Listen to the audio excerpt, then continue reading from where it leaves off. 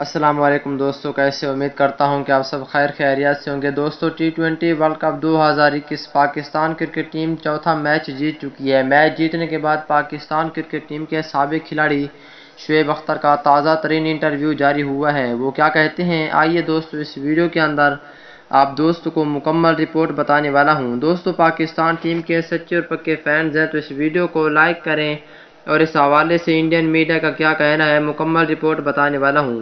دوستو اس سے پہلے اس ویڈیو کو لائک کریں، چینل کو سبسکرائب کریں، بیل آئیکن دبا کر آل پر لازمی کلک کر دینا ہے۔